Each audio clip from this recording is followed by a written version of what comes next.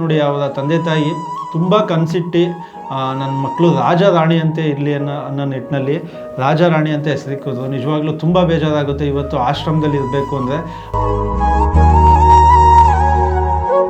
ಅಮ್ಮ ಅಳಬೇಡಿ, ಸುಮ್ಮನಿದೆ, ಅಳಬೇಡಿ.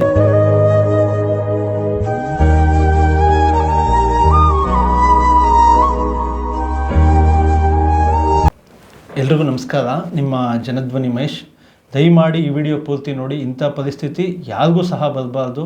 ನಿಜವಾಗ್ಲೂ ತುಂಬ ಅಂದರೆ ತುಂಬ ಬೇಜಾರಾಗುತ್ತೆ. ವಯಸ್ಸು 57 ವರ್ಷ ಆಗಿರುತ್ತೆ.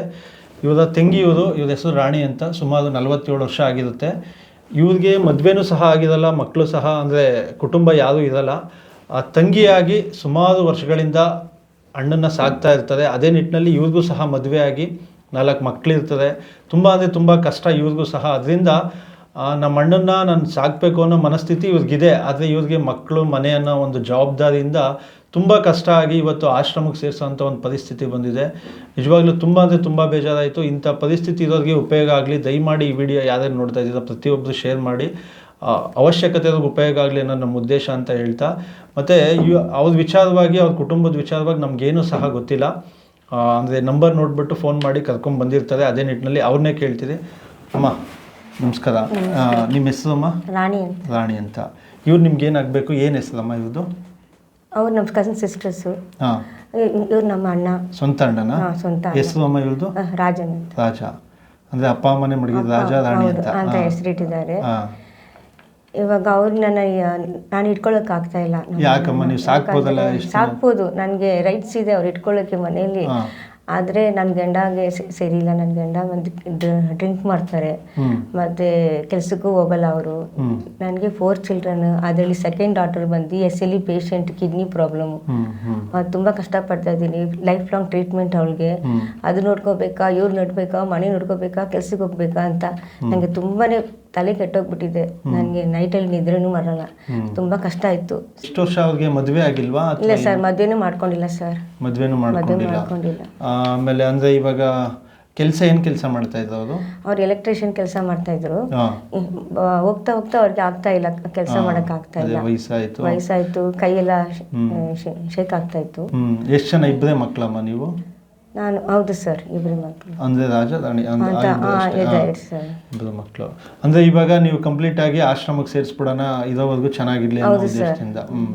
ಸರ್ ನಮಸ್ಕಾರ. ನೀವು ಮದುವೆ ಆಗ್ಬೋದಾಗಿತ್ತಲ್ಲ ಅವಾಗ? ಮಾಡ್ಕೊಂಡಿಲ್ಲ ಸರ್, ಆಗಿ ಬಿಟ್ಬಿಟ್ಟೆ ಸರ್. ಇವತ್ತು ನೋಡಿ, ಅವಾಗ ಮದುವೆ ಆಗಿದ್ದಿದ್ರೆ ಮಕ್ಕಳೆಲ್ಲ ಇರ್ತಿದ್ರು, ಒಂದು ಕುಟುಂಬ ಅಂತ ಇರೋದು. ಇವತ್ತು ಆಶ್ರಮಕ್ಕೆ ಸೇರೋ ಪರಿಸ್ಥಿತಿ ಬರ್ತಾ ಇರಲಿಲ್ಲ. ಆಗಲಿ, ಏನೋ ಆಗ್ಬಿಟ್ಟಿದೆ. ಇವಾಗ ನಿಮ್ಗೆ ಆಶ್ರಮದಲ್ಲಿ ಇರೋಕ್ಕೆ ಇಷ್ಟ ಇದೆಯಾ? ನಿಮ್ಮ ತಂಗಿಯ ಬಗ್ಗೆ ನಿಮ್ಗೆ ಏನು ಅಭಿಪ್ರಾಯ? ಅವರು ಚೆನ್ನಾಗಿರ್ಬೇಕು ಸರ್. ನಾನು 2 ವರ್ಷ ಇಲ್ಲ, ಭಾಳ ಕಷ್ಟಪಡ್ತಾ ಇದ್ದೀನಿ ಸರ್. ಅಂದರೆ ನಿಮ್ಮ ತಂಗಿಯವ್ರು ಇಷ್ಟು ವರ್ಷ ಎಲ್ಲ ನೋಡ್ಕೊಂಡ್ರೆ ಸರ್. ನೀವು ಹೇಳಿದ್ರು ಅವ್ರು ಹೇಳಿದ್ರು ಆಶ್ರಮಕ್ಕೆ ಸೇರಿಸ್ತೀನಿ ಅಂತ? ನಾನು ಹೇಳಿದೆ ಸರ್, ಯಾರಿಲ್ಲಲ್ಲ.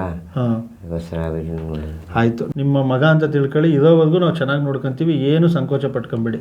ನೋಡಿದ್ರೆ ಆಶ್ರಮ ಎಲ್ಲ ನೋಡಿಲ್ಲ ಸರ್, ನೋಡ್ತೀವಿ. ಹಾಂ. ಇವ್ರ ವಿಚಾರವಾಗಿ ನೋಡಿ, ಅವರ ತಂದೆ ತಾಯಿ ತುಂಬ ಕನಸಿಟ್ಟು ನನ್ನ ಮಕ್ಕಳು ರಾಜ ರಾಣಿ ಅಂತೆ ಇರಲಿ ಅನ್ನೋ ನಿಟ್ಟಿನಲ್ಲಿ ರಾಜ ರಾಣಿ ಅಂತ ಹೆಸರಿಕ್ಕಿದ್ರು. ನಿಜವಾಗ್ಲೂ ತುಂಬ ಬೇಜಾರಾಗುತ್ತೆ ಇವತ್ತು ಆಶ್ರಮದಲ್ಲಿ ಇರಬೇಕು ಅಂದರೆ. ಆಶ್ರಮದಲ್ಲಿದ್ದರೂ ಅವ್ರು ತುಂಬ ಚೆನ್ನಾಗಿರ್ತಾರೆ. ಆದರೆ ಅವ್ರಿಗೂ ಒಂದು ಕುಟುಂಬ ಇದ್ದಿದೆ, ಚೆನ್ನಾಗಿತ್ತು. ಏನೋ ಅವಾಗಿನ ಇದ್ರಲ್ಲಿ ಯಾವುದೋ ಜವಾಬ್ದಾರಿ ತೊಗೊಂಡು ಪಾಪ ಏನೋ ಒಂದು ಮದುವೆ ಅಂತ ಮಾಡಿದೆ, ಇವತ್ತು ಅವ್ರದ್ದೊಂದು ಕುಟುಂಬ ಇರ್ತಿತ್ತು. ನಾನೇನಕ್ಕೆ ಹೇಳ್ತೀನಿ ಅಂದರೆ ಅಮ್ಮ, ಇವತ್ತು ನೋಡಿ ನಾವು ಆಶ್ರಮದಲ್ಲಿ ಓಪನ್ ಆಗಿ ಹೇಳ್ತೀವಿ, ಮಲ್ಗಕ್ಕೆ ಜಾಗ ಇದೆ, ಊಟ ಇದೆ, ಹಾಸ್ಪಿಟ್ಲಿಗೆ ತೋರಿಸ್ತೀವಿ, ಎಲ್ಲನೂ ನೋಡ್ಕೊತೀವಿ. ತನ್ನ ಕುಟುಂಬ ಅಂತ ಇರುತ್ತಲ್ಲ, ಆ ಒಂದು ಬಾಂಡಿಂಗು, ಆ ಪ್ರೀತಿ ಅಂತ ಇರುತ್ತಲ್ಲ. ಅಮ್ಮ ಅಳಬೇಡಿ, ಸುಮ್ಮನಿದೆ, ಅಳಬೇಡಿ. ನೋಡಿ, ಈ ಥರ ಒಂದು ಪರಿಸ್ಥಿತಿ ಇರ್ತದೆ. ಇಂಥ ಅಸಹಾಯಕ ಸ್ಥಿತಿಲಿ ಯಾರೇ ಇದ್ದರೂ ಸಹ ನಮ್ಗೆ ಫೋನ್ ಮಾಡಿ, ಅವ್ರು ಇರೋವರೆಗೂ ನಮ್ಮ ಕುಟುಂಬದವರು ಅನ್ನೋ ನಿಟ್ಟಿನಲ್ಲಿ ಆಶ್ರಯ ಕೊಟ್ಟು ಚೆನ್ನಾಗಿ ನೋಡ್ಕೊತೀವಿ ಅಂತ ಈ ಮೂಲಕ ಕೇಳ್ಕೊತೀವಿ. ಎಲ್ರಿಗೂ ಒಳ್ಳೆಯದಾಗಲಿ.